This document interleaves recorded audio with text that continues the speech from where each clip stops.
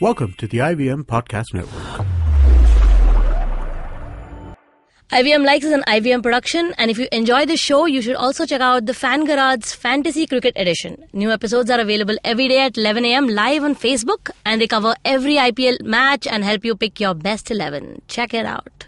If you're a listener of IVM Likes and a socks fan, which I'm sure is a Venn diagram that's totally possible, I have great news for you. Just check out the Moja Club. They make amazing funky socks that you can buy on their website, or even better, just get a subscription. Sign up for 6 months or a year and you'll get a pair delivered to your house every month. They'll even throw in a free pair at the end of the month. And if you go to their website, themojaclub.in right now, you get a whole 33% off by just applying the code IVM Likes.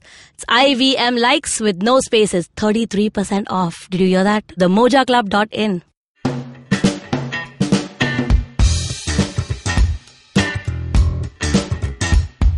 Hello and welcome to another episode of IVM Likes. I'm back after 2 whole episodes. Oh, really? You're missing for 2 episodes? Yeah. I don't know how many episodes I've been missing for. I've been missing for a while, too. It looks like Abbas is the new host of the show. That's true. Yeah. Abbas has been doing a lot of these. I'm the supporting pillar. He wears t-shirts that correspond to what he's going to talk about most of the time. Oh, really? Which I find very impressive. That's pretty cool. It's like themed. Yeah. Yeah. I'm really disappointed you guys didn't ask me to come for the Star Wars episode, man. What the This hell? is the grievance section. Yeah, what the hell, dude? We had to keep it short, so we were like, Okay. So then that means you gotta keep me out of it. All right, okay, that's fair Alright, enough. I'm Sharanya and I'm in the studio today with Amit and Abbas, and we're going to do our round of recommendations, and then we're going to get into a discussion about things that are so bad it's good. Okay. Wait, is it the other way around? No, it's so bad it's So good. bad is so good, yes. Are things so good that they're bad? Ever? Things so Maybe. good that they're bad? Yeah, hell It's yeah. so Mad good that Men. they're bad? Mad Men. Mad Men is amazing! Mad Men is so good that it's just pouring it. No, that is not true. Alright, so Abbas is going to recommend a movie today, That's right, and yes. Amit's going to recommend a book, As and I'm going to always. recommend a TV show as always. We've just taken our regular places back. Alright, anyway, let's start our round of recommendations. Yes, let's go for starting it. with me. Yeah. Yes, let's do this, Abbas. All right. So I am recommending a film from last year. It's a documentary film simply called Tower, Tower. It's a documentary. It's about a 1966 event that happened at the University of Texas, where a shooter went atop the tower of the University of Texas and basically took aim at random students and went berserk. Yikes. It's a horrible premise, but what makes the film special is that the documentary is actually shot using the rotoscoping technique. If you've seen films like A Scanner Darkly or a couple of others where it's kind of a motion capture thing where the physical representation of the actors is used to kind of give an animated twist to their body structure and their faces. Okay. So what the filmmaker has done is that because it took place in 1966, the actual victims and people who are involved are pretty old now. Right. But he's taken the audio of their interviews and kind of used that to recreate it using the younger version of the actual photograph. That's really Oh, cool. wow. Yeah, so Yeah. it's almost like a very specific and accurate representation of maybe how they must have looked at that point of time. Oh, so it's they basically 3D generated kind of. Yes, yes. Okay. He's taken pictures from their youth when they were studying there, or cops which were serving at that time, and he's taken the facial features of theirs to recreate a part animation, part live action version of That's interesting. what happened there. And all through while this is happening, of course, in the background we keep hearing the actual audio that he recorded Right, of right, their right, account. right. And slowly and steadily as the movie goes along, he kind of cuts back to how they look in the present. He kind of tries and merge The timelines. the timelines. And like, for example, there's this one particularly tragic instance where a pregnant woman was hit by a bullet and she fell down and she lost a child. Now when we see her for the first time, of course she's young because she's a university student, but then you suddenly see her face transform to this older woman who lost a child and has Right. kind of become who she is today. So it's a very beautiful transition that he does. It's very fast paced. There's he's not tried to sort of squeeze you for emotional Right. It's straightforward, like what happened, but also Yes. done in a different way. Exactly. Yeah. It's almost unfolds like a thriller. And another thing, because this is about a shooting, which is a very American phenomena, which America is still dealing with, he doesn't hammer the idea home that it's a big problem and we should deal with it. Only towards the end of the film, he kind of brings it all together that things haven't changed much since 1966. Right. That back then something like this happened in even today. Those tragic incidents keep happening. Right. So the narrative is told from a couple of different perspectives. One is of the cop who was on duty that day. A couple of people who were either injured or lost someone who were close to them. Couple of students who actually went out of the way to do heroic acts of going and saving people. There's one particular character who, the same woman who was pregnant and she was shot and she couldn't move and she was lying on the tarmac. All this other student did was she just went, lied down next to her and just kept telling her it's going to be okay, it's going to be okay. Right. So simple acts like those. And one particular character is the journalist who was reporting things as they were going along.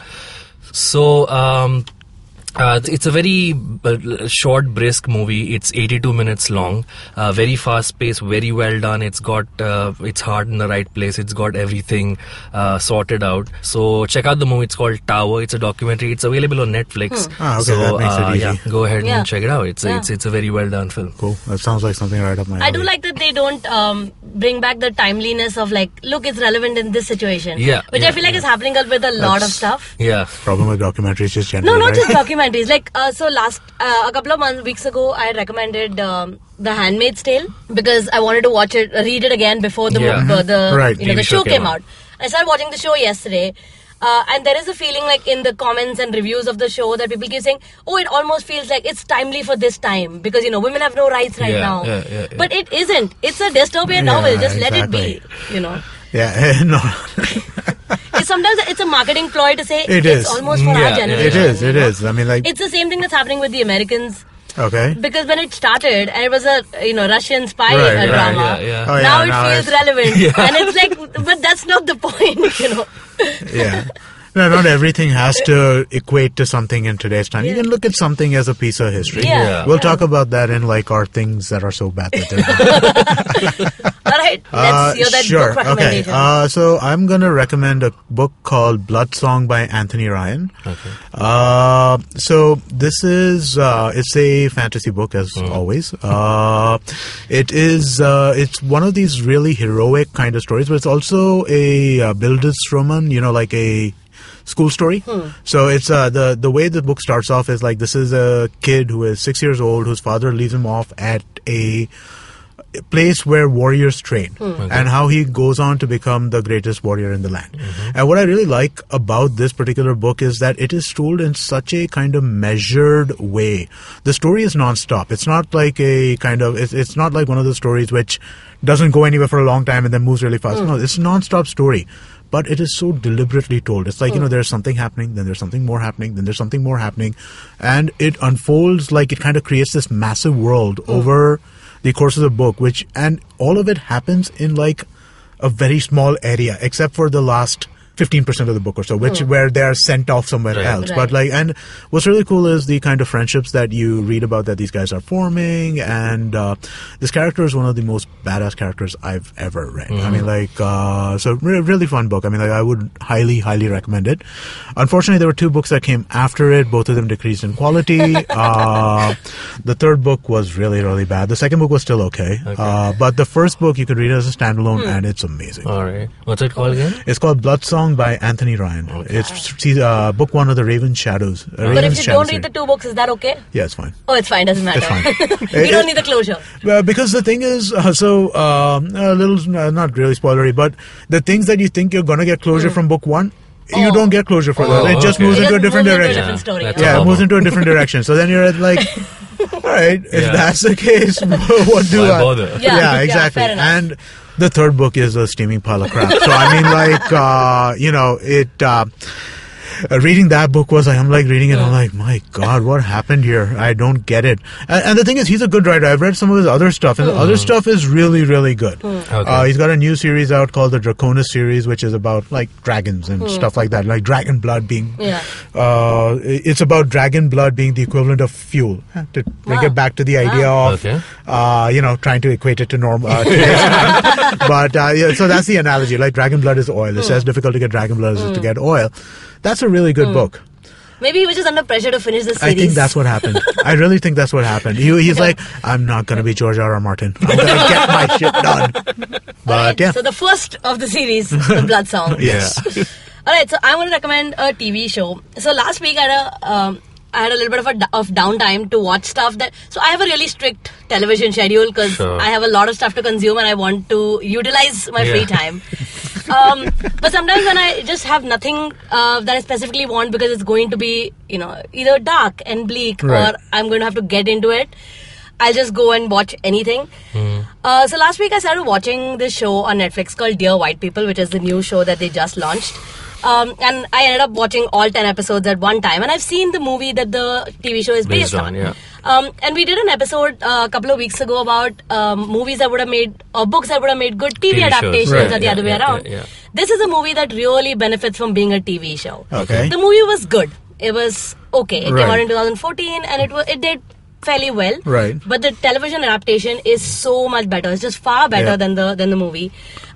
It basically functions like it's 10 chapters, each episode based on one character. Right. It's based in a fictional like a university called Winchester University, where you're dealing with the social injustice and the difference between blacks and whites. Okay. And also like within the black community, colorism and what people think is activism for what they should believe in, and what where some characters believe that let's assimilate as much as possible. Why should we stand out?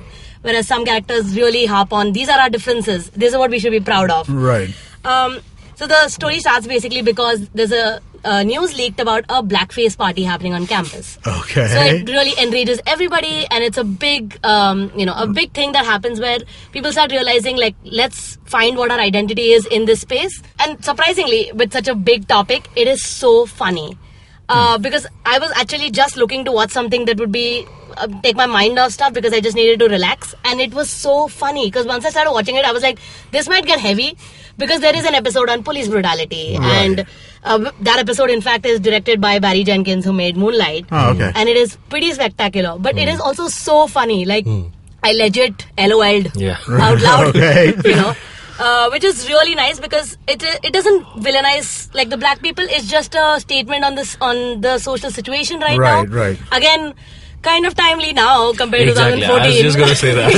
You're talking about timely TV shows. Unfortunately, but it is still a really good standalone show. Yeah. And if you watch the movie, the characters are similar and some of them are the same, but it's almost an all new cast. Right. Yeah. And this time every character gets importance, whereas in the movie it was just the main girl Samantha and the journalist. In this one, every character gets a story arc, every character gets a proper context to their history and why they are like this and why they believe in these rights and why some of them don't want to fight for these rights and don't want to stand out and things like that. It's really, really fun.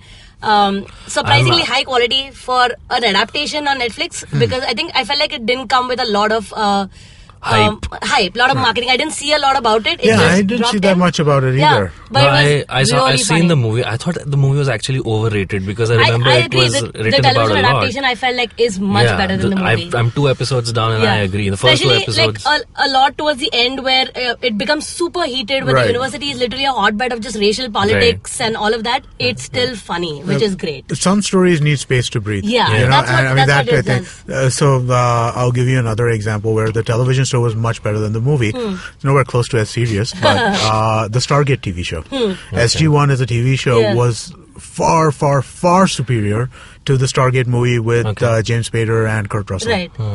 I guess that's the thing, just because you get more space to do it. Yeah, exactly. It lets you expand.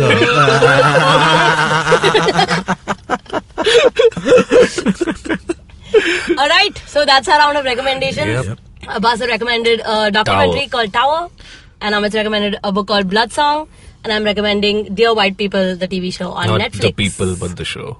Not just the white, All right, let's take a break right now, and then when we come back, we're going to talk about things that are so bad, it's good. Hi, I'm May, and I'm a huge fan of the indie music scene in our country. A scene that's relatively underground, even though it sometimes speaks its head overground. But there's no shortage of talent, and I get the privilege of interviewing some of the most awesome musicians on my show. I've had the likes of Euphoria, Krish Kale, Hardcore, Randolph Correa. I've had singer-songwriters, folk singers, electronic music producers, playback singers, rappers, fusion artists, instrumentalists, classical musicians, and so on. Whether mainstream or not, these people have chosen to release their original music, and these are the people currently shaping the direction in which our music scene is heading. Join me on my show every Monday and tune in to discover the unique talent coming out of India today. You can catch Made in India on your favorite podcasting app or our very own IVM podcast app. And we're back. So we're going to talk about movies, TV shows, and other pop culture that we think is so bad that we genuinely enjoy it. Yep. Let's see. You guys tell me some really bad stuff you watched and really like. So, I feel like I used to do a lot more of this earlier. I used to watch, I watched multiple John Waters movies multiple times. I've done the whole Plan 9 for Outer Space thing. I've done, all that kind of stuff. But I feel like as time's gone on, I don't have that much patience for this kind of stuff. So now, so bad it's good for me means something that is just, I can acknowledge the cheesiness of it, but I still enjoy it. Yeah. So that is filmmakers like Michael Bay. Right. And probably Right. number one, more so than Michael Bay, who is more Michael Bay than Michael Bay, is Roland Emmerich, the director of Independence Day, and the movie that I've actually picked as my so bad it's good pick, Godzilla. The 1996 Godzilla. 1996 98 Godzilla, the Oh, one with my Matthew Godzilla. Broderick. Right. Not The one the with new, the one with Matthew Broderick in it. Yeah. I can objectively understand that is a horrendous movie, but I still love watching it. It's just so much fun. And there's so many stupid things in it, right? I mean, human beings pregnancy test letting Matthew Broderick know that Godzilla's pregnant. Baby Godzilla's getting trapped by glass doors. I mean, seriously, they're trapped by glass doors. And even though they're trapped and they drop that big bomb on them at the end, there's a big giant hole in the middle of the damn stadium. They can't get out through that or what? I don't think I've seen Godzilla in a really long time. I might revisit. Yeah, but point.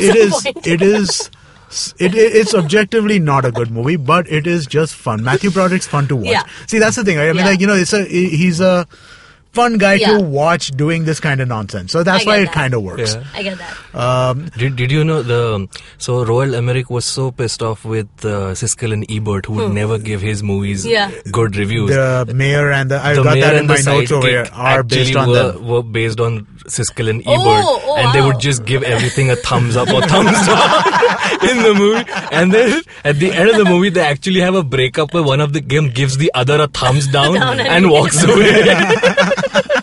Pettiness on a large scale. Yeah, no, I actually put that down in my notes because I thought that was an interesting thing that I saw. And Bob Dylan's son did a song for We Could Be Heroes, the David Bowie cover song. Right. Yeah, he did. It was yeah. so out of place in a Godzilla movie. Ridiculous, man. But I mean, that song was made for. So Jake Dylan was popular at that time, right? Yeah, so that song was made for the music video. Yeah. But having said that, man, that movie, man, is just awesome. I mean, even Independence Day, right? I mean, if you think about it, Independence Day is a objectively crappy movie. It's still fun. But it's still fun. It's still a lot of fun, right? But the movie is just absolute B-grade schlock. Yeah.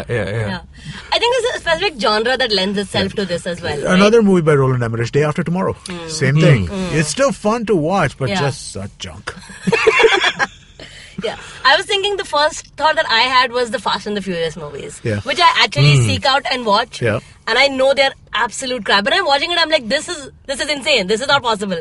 What's happening to this car right now? But I still really enjoy watching them because I'm just like, that's the music and the visuals just pull me in, So unfortunately for me, Fast and Furious is one of those pop culture black holes. I have never seen anything except for the first movie. I have seen the fifth one, was it, with my friend, and I fell asleep in the movie God. theater. Oh, wow, okay. And that then I noisy just, movie. Yeah. You and fell I asleep. just And lost that was interest. supposed to be really good. That's the one that got me back interested. The That one- Tokyo Drift, right? No, Tokyo Drift was the second or third one. No, Oh, third, okay. yeah. I'm talking about the one in which The Rock, the first myself. one in which The Rock made his debut.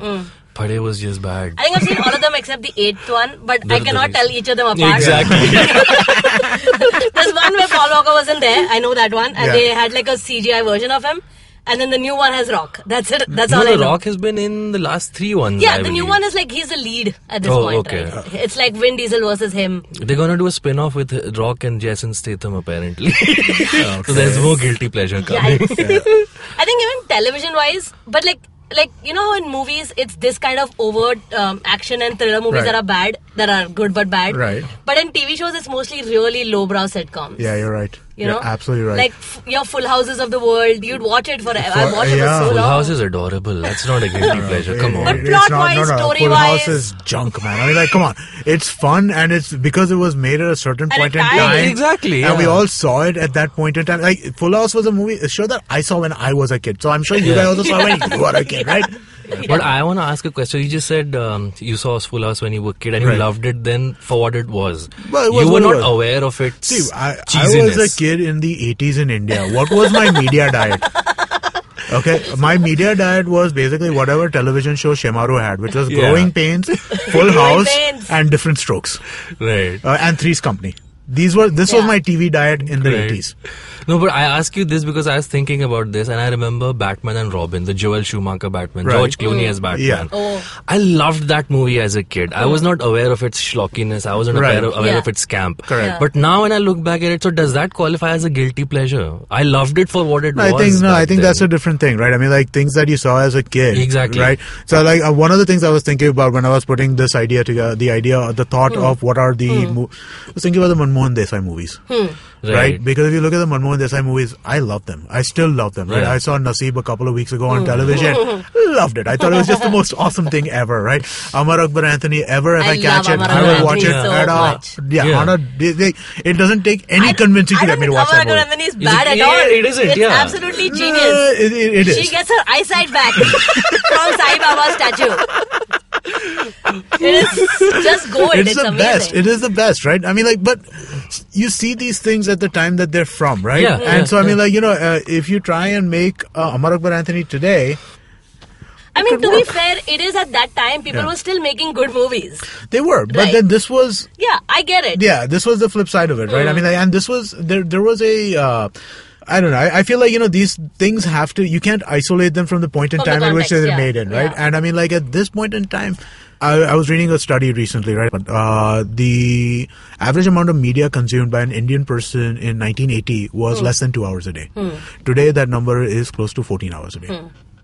So, I mean, like, this is the amount of time that we're in front of media. Yeah. So, we had nothing back then. Correct. So, I mean, like, given that, this stuff was actually pretty interesting. Yeah, Because I think like that's why we're looking at movies that were older Yeah. and television shows that were older, because at this current time, like with peak television Right. and Yeah. so many movies, if you're going to make a bad show, it's difficult to have people watch it to Stick say to it's so it. good Yeah, that exactly. or enjoy it. Exactly. Yeah. That's a good point. Yeah, because Yeah. I mean, like at this point, if something is not good, you'll Immediately know good. it's not good, Yeah. and you'll be like, all right, screw this. Yeah, yeah. Okay, I have 3 things down. Let's Let's go. go. So according to me, a guilty pleasure is something you can get together with a bunch of friends and just laugh about it. So the 1991 Amitabh Bachchan film Ajuba Love that movie. is, Love that movie. is an amazing guilty Yeah. pleasure of Yes, it mine. is. It is a combination of Arabian Nights, The- King Arthur, The costumes Mask in of that Zorro, movie, man. Awesome. and a domino mask that, like, Ajuba is probably the only Indian film I've seen whose merchandise still sells. Because Party Hunter still has that domino mask of Ajuba hanging there. And I wore it as a kid. So, begin with the movie. It's set in Afghanistan, but everybody's speaking Hindi. Of course. And the Sultan's entertainment is Kathakali and Bharatnatyam in Afghanistan for some reason. It is the most bizarre premise of a movie. It was a collaboration of Shashi Kapoor directed the Yeah, film. that's right. correct. Along with a Russian filmmaker. Yeah. So there are some Russian actors in the film and their dubbing is way off. when the dialogue is done, it's way off. Shami Kapoor plays the Sultan. His wife is a Russian actress. Yeah. And you can see she's not speaking Hindi. She's speaking some other language and she's dubbed, just dubbed it in over Hindi. Hindi. It has a sequence where a dolphin takes care of baby Amitabh Bachchan and delivers him to what would eventually be his family. Rishi Kapoor is his sidekick. There is Amrish Puri in. You think Mogambo was over the top? You you haven't seen the Wazir from Ajuba. I still remember, so early on in the film, the Sultan can't have a baby and finally he does have a son, and there is one of the courtesans comes to tell the Wazir कि Sultan को बेटा हो गया है. And as the entry, that's at the entrance of Amrish Puri, it doesn't say anything. He takes a spear and just puts it through the courtesan because she brought him bad news. Yeah, so that the film is strewn with moments like those. And the climax is a huge devil, and when I say devil, I mean literally shaitan, because Amrish Puri's motto is Shaitan Zindabad. Like, there is no certainty. Like shaitan, and there is this huge wooden creature. He's a villain. How else would you know? Yeah. Huge wooden creature who comes out, and I don't know how many people it took to control that, but it's way off. The green screen is terrible. People are pointing at minarets which are on the other side of the screen. It is hilarious. Please do watch it with a couple of your friends. The full movie is out on YouTube. Ajuba is amazing. And there's two other things I'll speak very briefly about. There's a Salman Khan film called Sawan from 2006. Yes, of course. Of course. Where Salman Khan plays a version of Nostradamus. It's older than 2006. No, you're thinking of Sajan. Sajan. That's the one with Sanjay Dutt. Okay. Yeah. I'm talking about Sawan, a film that I don't think has any record of being released, but I've seen it. Okay. Where Salman Khan did a special, and the director's name is Sawan Kumar. The film is called Sawan. Yeah. And I think Salman did like a favor to him by being in the film, because he's in the movie for about like 35 minutes of the 3 hours of the movie, and he plays a version of Nostradamus who just appears and tells people the future. And he tells the heroine of the film, you're going to die in 2 days. And she does. And the hero takes revenge by killing Salman Khan, and the heroine comes back to life. And that's the movie. I need to see this. Seriously, I gotta see this. And you think Salman's Tere Naam haircut was bad? You haven't seen him in Sawan. It is hilarious. How do I not even know about this at all? Because Salman Khan really did not want to tell people he did it. With this movie. So that's the second Who's thing. the heroine? Who's the actress? Some random woman who never came in another film. And who's the other guy? The hero. guy who Even killed- the hero is some newcomer who didn't do anything. So else. basically Definitely some a favor. financiers Yeah, who basically exactly. wanted to make their kids making movies and Salman aa jao. 2006 isn't that old, actually. Yeah. Isn't that far back. But Yeah. if you see the movie, it looks like it's from the 80s. Like, it's that badly shot.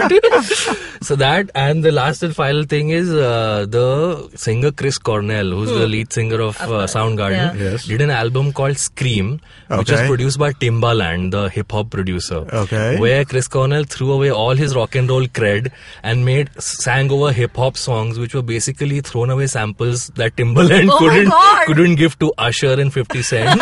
So the sounds awful. entire album is 11 songs, which is just one song. And I love Chris. Same beat across all Same 11 beat, songs. yeah. That's Just the pacing changes a little bit here and there. And I love Chris Cornell's voice, and I think Yeah. Timbaland's decent enough. So it's not a bad album, but it's just doesn't sound right. But if I put it on, I don't want to put it off either. I just want to let it play in the background. So Chris Cornell's 2006 album Scream, produced by Timbaland. Those are my three guilty pleasures. I think Bollywood has a lot of these, Yeah, no? they do. So If bad you start- that they're... So they're good. I worked on a movie way back when, like about Right. 15 years ago or so. I was talking to somebody randomly who told me that this is a movie I love to watch because it's so crappy. It's fun to watch. Oh my God, tell us. Well, no, so we had the... there's not much to say, right? I mean, like, it was a crappy movie. But I think the primary thing that made them run was the Barbie doll parody, or rather the... we ripped off This is the Bar- one with Manisha Koirala and Akshay Yes. Khanna? Yes. मैं हूँ Barbie girl, मैं हूँ Barbie doll. That's No. all. It's तुमने a- जो कहा मैंने वो it's the सा- same tune as the it's Barbie doll. burnt- Yeah. It's burnt into my brain. I mean, I know the song. Oh. Yeah, but But that was Tu Hai Chalu girl. No. That was this Devang was- Patel's parody. Oh. this was This is a legit rip-off. तुमने Right, जो right, कहा right. मैंने Yeah. वो Oh, सुना. yeah. They're wearing matching costumes. Yes, in Goa. Man, the first time I voluntarily said I'm not going to go on a Goa trip. You know, my favorite Bollywood movie that I've watched a lot of times and is still absolutely, like, plot-wise just bananas is Awara Pagal Deewana. Which one's that? That's Govinda Anil Kapoor. No, That's Divana Oh, that's Mastana. Shahid that's Kapoor. Deewana Mastana. That's Awara Deewana Pagal Deewana is not Shahid Kapoor. It's Akshay Kumar, Sunil Shetty, Johnny Lever, Yes, Paresh Rawal, yes, yes, and Aftab yes. Shivdasani. Oh, okay, yeah, All yeah, the yeah, heroines change partners by the end of it. This was a movie that came out after Hera Fairy, right? Yes, it is actually, the plot is completely stupid. It's like packed with so many actors and actresses, like Preeti Changyani, Amrita Arora, and some randos. But all the characters have over-the-top characteristics, like, Johnny Lever, like stammers. Paresh Rawal can't remember names. Everybody has one thing, and they really milk it. Sunil Shetty can't remember words to things. Like, he's just like, wo hota hai na? Oh, okay. It just goes on and on, but it is so funny. It is absolutely, like, it's so cuckoo, it's like super funny.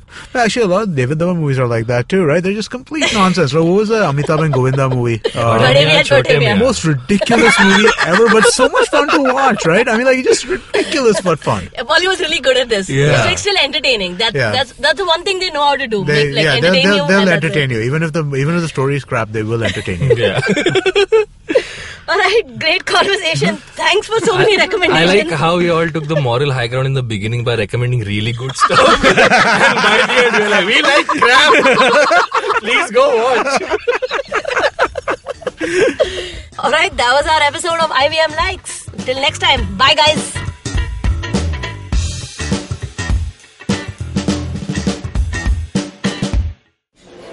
Excuse me, भैया. Excuse me. बोलिए madam. Menu में क्या है? Menu में scene unseen है, podcast है, on course है, Cyrus है, made in India, rediscovery project, empowering series, sex wax है, IVM लाइक्स है, सिंप्लीफाइड है, कीपिंग इट क्वियर है, थिंग्स एंड डेस्टिनेशंस है, माय नेबर जकरबर्ग है और द फैन गराज है. आपको क्या चाहिए? एक बार रिपीट कर देंगे क्या? रिपीट नहीं करता हम. आप जाओ IVMpodcast.com पे और सुनो ये सब, या फिर डाउनलोड करो उनका ऐप. सब आपकी उंगलियों पे.